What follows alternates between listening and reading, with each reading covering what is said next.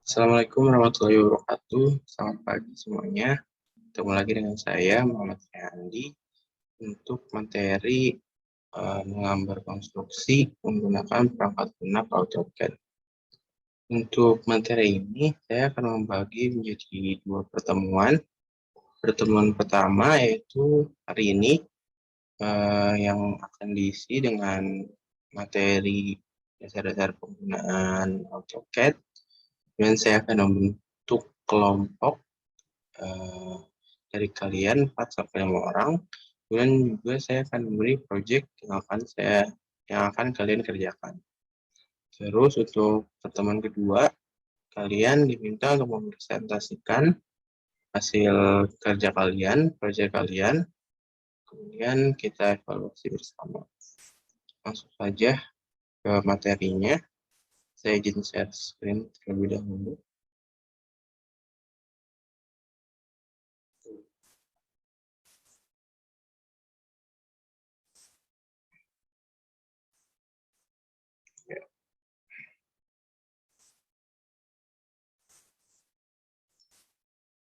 Dasar penggunaan aplikasi AutoCAD.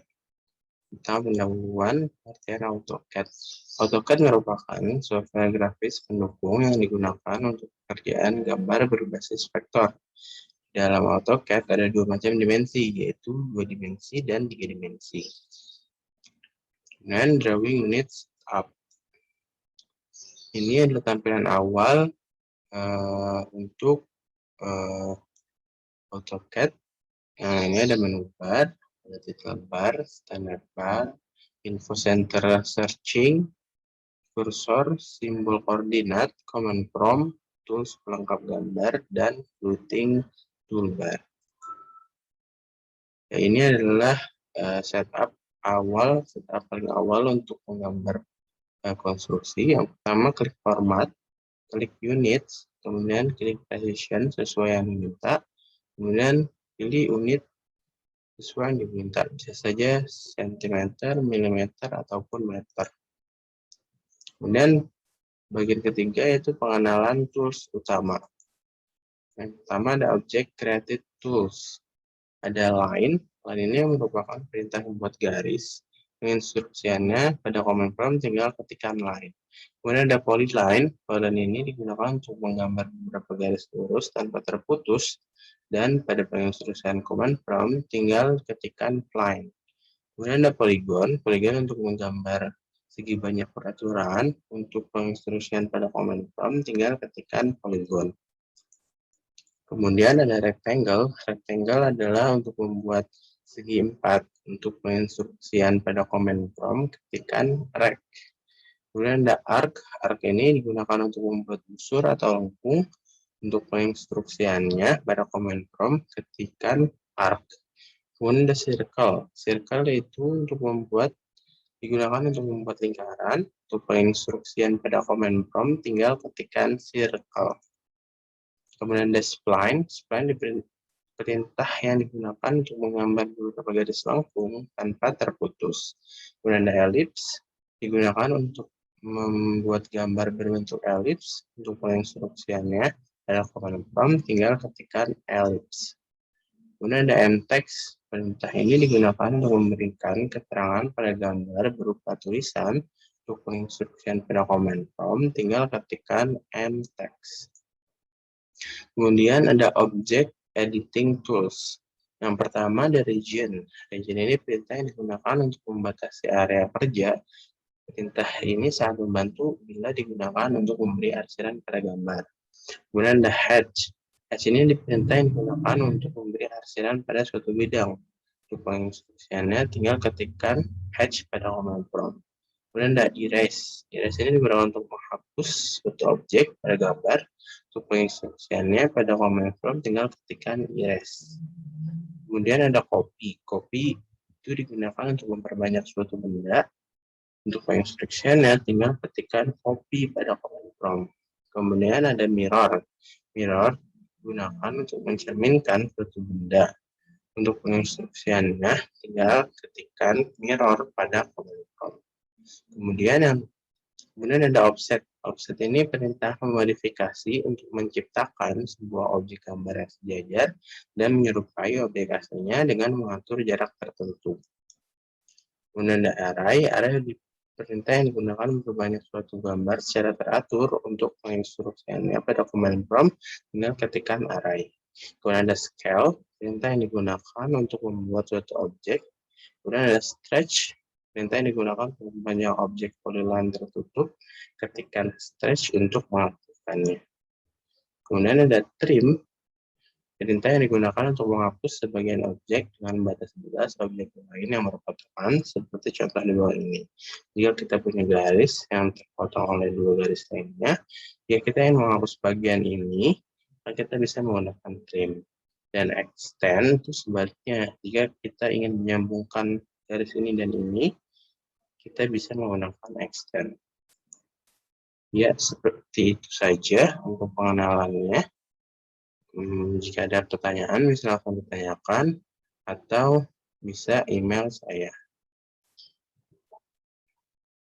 Baik, setelah melihat pemaparan materi dari saya minta untuk membentuk kelompok atau membuat kelompok 4-5 orang, kemudian laporkan kepada saya, bisa lewat WA atau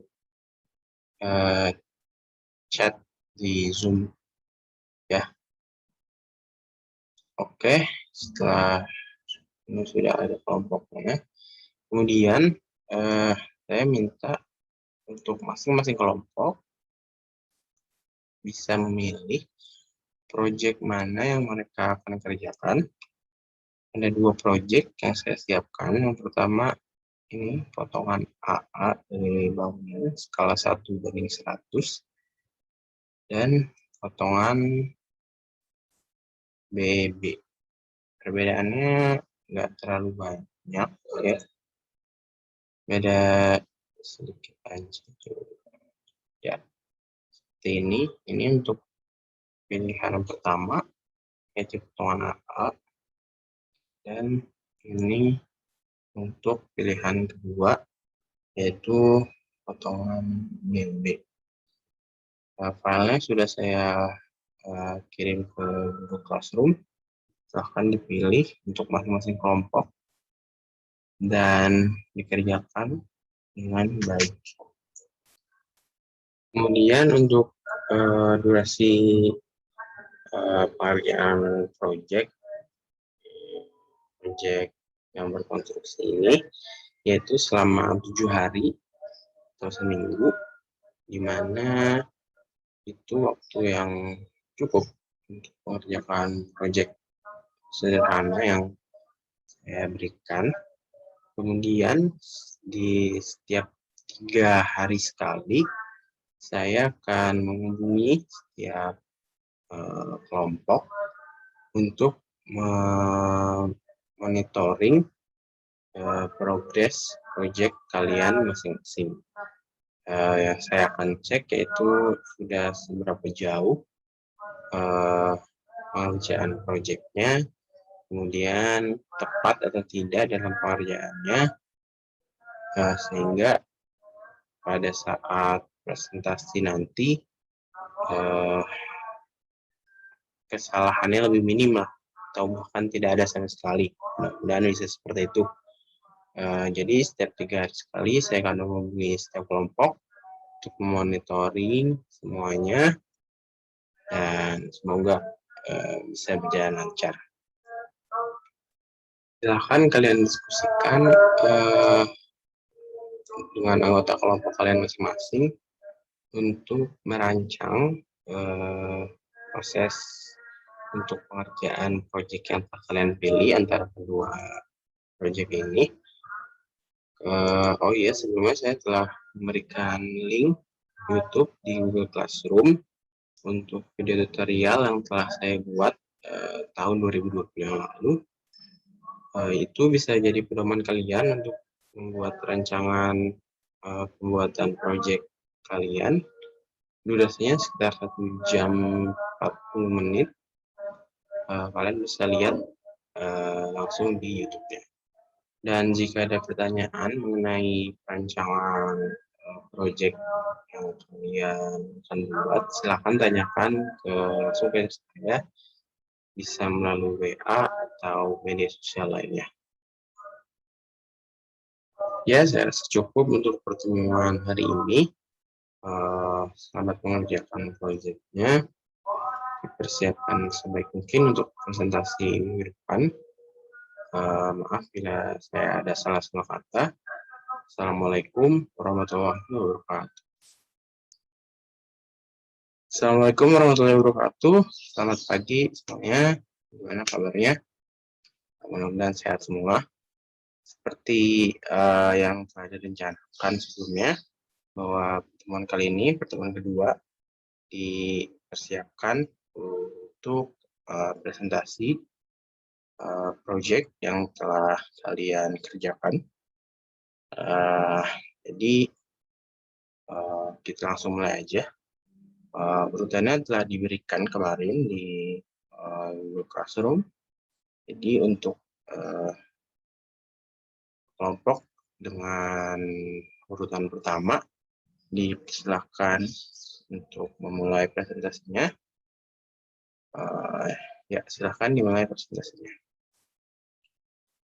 Ya, alhamdulillah semua kelompok telah mempresentasikan hasil proyek mereka masing-masing. Secara keseluruhan sudah cukup baik dalam pengerjaan proyeknya. Namun memang masih ada kesalahan kecil di bagian pengukuran. Tidak apa-apa, namanya juga masih belajar, biar dijadikan evaluasi ke depannya untuk mengerjakan proyek-proyek yang lain. Dan tambahan dari saya, untuk penggambaran konstruksi bangunan, sebenarnya bukan hanya dengan AutoCAD saja, masih banyak di luar sana aplikasi-aplikasi lain yang bahkan mungkin lebih cukup modern, seperti Autodesk Revit, kemudian ada SketchUp, dan masih banyak lagi.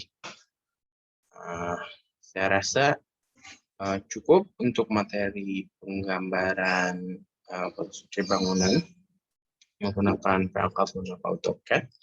Terima kasih kepada kalian yang telah berusaha semaksimal mungkin untuk mengerjakan proyek-proyek yang diberikan. Maafkan saya bila ada salah-salah kata yang disengaja maupun tidak disengaja. Wassalamualaikum warahmatullahi wabarakatuh.